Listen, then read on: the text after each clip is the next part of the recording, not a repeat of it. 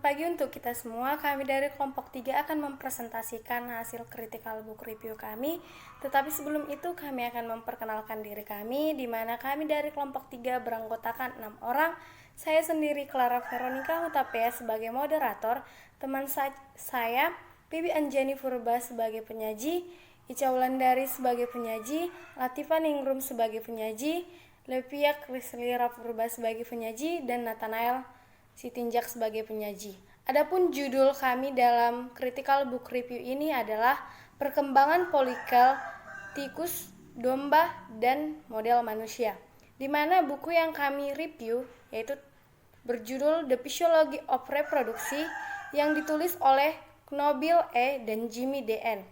pada tahun 2005, yang dimana volume bukunya itu volume yang pertama, edisi yang ketiga, kota terbitnya itu New York, dan penerbitnya adalah Rapen Press. Sekian identitas buku kami, dan kami akan memulai hasil critical book review kami.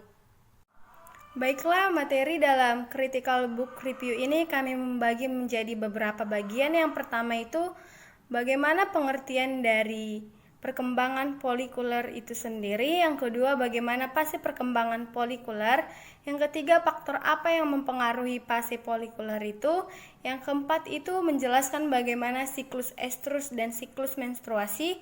Yang kelima, ada hubungan siklus estrus dan menstruasi dengan keadaannya di dalam uterus, ovarium, dan sistem sirkulasi. Terus menjelaskan isolasi oosit pada ovarium mamalia dan menjelaskan analisis GPT oosit sebagai reseptor untuk fertilisasi.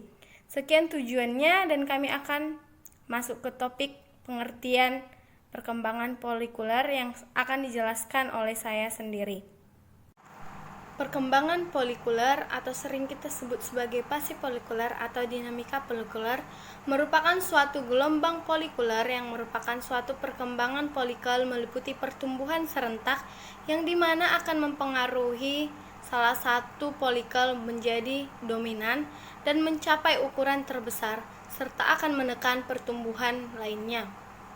Fase folikuler dimulai dari fase menstruasi atau fase haid, di mana fase menstruasi dipengaruhi oleh GnRH, gonadotropin releasing hormone, yang diproduksi di hipotalamus. Hipotalamus itu berfungsi mensintesis GnRH dan dilepaskan oleh sel neuron dalam kelenjar hipotalamus yang berada di dalam otak. Kemudian hormon GnRH ini akan menghasilkan LH dan FSH, yang dimana LH dan FSH akan menunjang 5 bagian folikel. Yang pertama itu folikel primer, yang kedua folikel sekunder, yang ketiga itu ada folikel tersier, yang keempat ada folikel antral, dan yang kelima ada folikel de Graaf. Kelima folikel ini akan menghasilkan lonjakan estrogen dan menebalnya lapisan rahim untuk mempersiapkan masa kehamilan. Fase folikuler itu terjadi 11-27 hari tergantung pada masa siklus bulanannya, dan kebanyakan wanita siklus atau fase folikuler yang terjadi yaitu selama 16 hari. Sekian dari saya. Selanjutnya ada fase perkembangan folikuler pada tikus. 1 hingga 2 hari setelah kelahiran, sejumlah primordial folikel muncul. Jumlah sel germinal ters dan jumlah oosit dalam gugus menurun. Kemudian pada hari ketiga pasca kelahiran, adanya granula kuboidal selosa dan pertumbuhan oosit melebihi 20 mikrometer. Pada hari ke-7 pasca kelahiran, sebagian besar kista sel kuman telah menghilang dan folikel primordial dan berubah menjadi folikel sekunder. Hari ke-14 pasca kelahiran terlihat mirip dengan hari ke-7, di mana ovarium dengan beberapa folikel sekunder.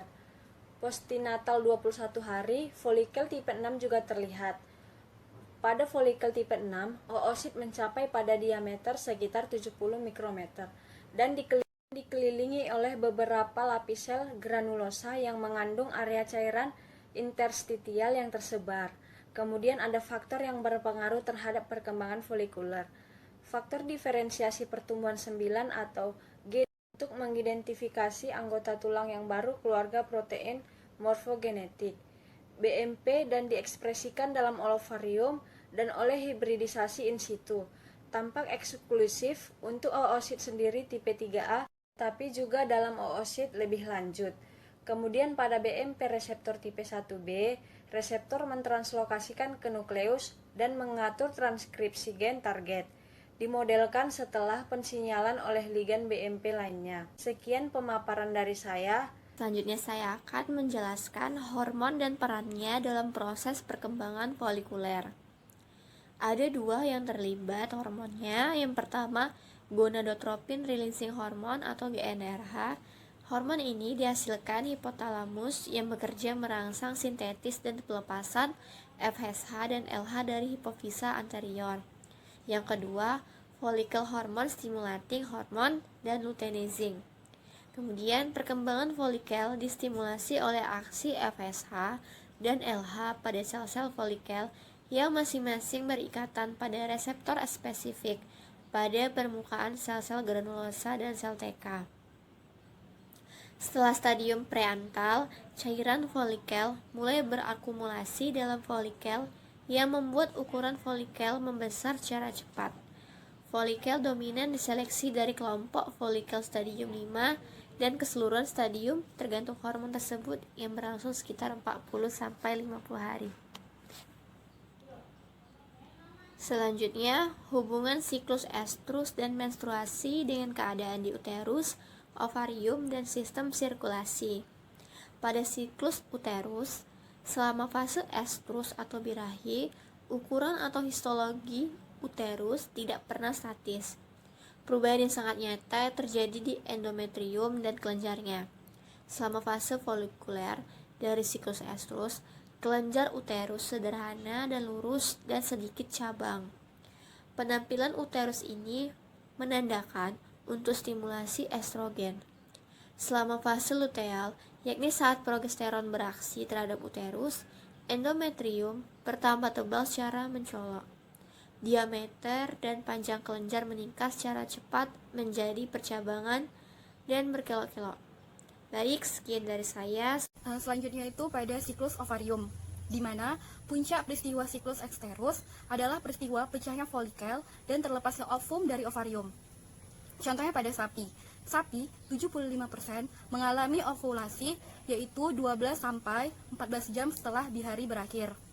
Pada hewan lainnya mengalami ovulasi lebih awal, yaitu 2,5 jam sebelum ovulasi berakhir. Contoh lain pada wanita. Wanita akan mengalami ovulasi sekitar hari ke-14 dari siklus. Pada beberapa hewan, variasi pada saat ovulasinya tidak jelas. Selanjutnya sistem sirkulasi, di mana selama fase eksterus atau bihari atau perkembangan folikel yang maksimal, serviks mensekresi lendir dalam jumlah yang banyak. Dan pada manusia terdapat cairan pada saat ovulasi. Selanjutnya siklus eksterus, di mana interval antara timbulnya suatu periode bihari ke permulaan periode bihari yang memiliki ritmik yang khas pada betina atau yang tidak hamil. Pada interval ini disertai perubahan fisiologi di dalam saluran reproduksi pada betina. Adapun fase eksterus, yang pertama itu fase folikuler, yaitu proesterus dan eksterus. Yang kedua itu fase luteal, yaitu metesterus dan diesterus. Masih pada tetap siklus estrus. Siklus estrus ini memiliki dua fase. Yang pertama fase folikuler, yang terdapat estrogen yang memiliki folikel dominan. Folikel dominannya estrogen yaitu folikel anovulatory. Yang kedua, fase luteul. Fase luteul ini terdapat progesteron yang memiliki folikel dominannya juga yaitu ovulasi. Contohnya pada sapi. Pada sapi berlangsung selama 18-24 hari dengan rata-rata 21 hari. Periode estrus pada sapi betina itu 6-30 jam. Inseminasi buatan dan program pemulihan. Baik, saya akan melanjutkan materi tentang siklus estrus atau siklus birahi pada sapi. Siklus birahi pada sapi itu terjadi selama 18 sampai 24 hari dengan rata-rata 21 hari. Periode estrus pada sapi betina yaitu 6 sampai 30 jam dalam keadaan inseminasi buatan dan program pemulihan. Siklus birahi pada sapi merupakan tipe poliestrus, artinya terjadi beberapa siklus birahi dalam 1 tahun. Siklus birahi pada sapi itu berlangsung, yaitu yang pertama pada tahap ovulasi. Ovulasi pada sapi terjadi secara spontan dengan rata-rata 10 sampai 15 jam setelah birahi berakhir. Bila korpus luteum dikeluarkan secara manual dari ovarium, maka birahi akan terjadi selama 3 sampai 5 hari. Rata-rata 4 hari kemudian. Selanjutnya saya akan menjelaskan tentang siklus menstruasi. Baik, siklus menstruasi saya akan menjelaskan secara singkat. Yang pertama itu hipotalamus. Hipotalamus akan memberikan sinyal kepada kelenjar pituitari ketika kadar hormon estrogen tubuh yang rendah. Kelenjar pituitari akan melepas follicle stimulating hormone atau FSH yang membantu pematangan folikel di ovarium. Tiap folikel mengandung sel telur folikel yang matang dan sel telur yang menghasilkan hormon estrogen. Ketika kadar hormon estrogen cukup, kelenjar pituitari akan mengekskresikan LH untuk membuka folikel yang matang. Beberapa hari setelahnya, folikel melepas sel telur menuju ke tuba falopi. Peristiwa ini dikenal sebagai proses ovulasi. Folikel yang kosong menghasilkan hormon progesteron. Hormon ini membantu proses penebalan endometrium atau dinding rahim untuk mempersiapkan kehamilan atau pregnancy. Jika kehamilan tidak terjadi, folikel berhenti menghasilkan progesteron. Endometrium dan jaringan pada dinding rahim meluruh keluar karena terjadi proses penghancuran dalam bentuk darah.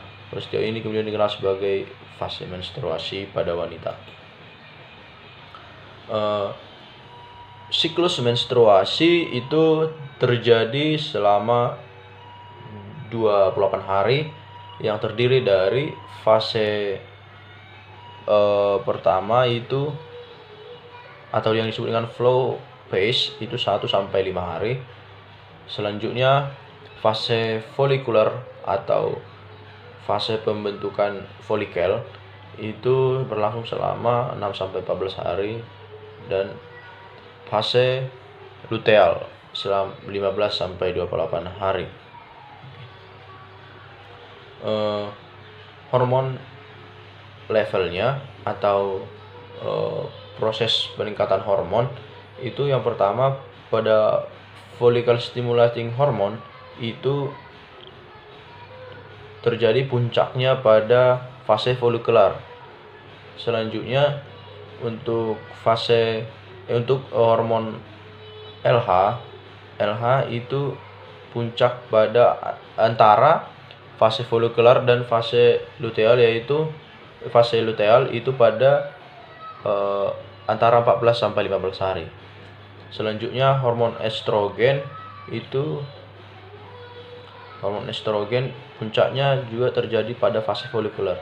Selanjutnya progesteron itu puncaknya terjadi pada fase luteal antara 15 sampai 28 hari. Oke. Terima kasih.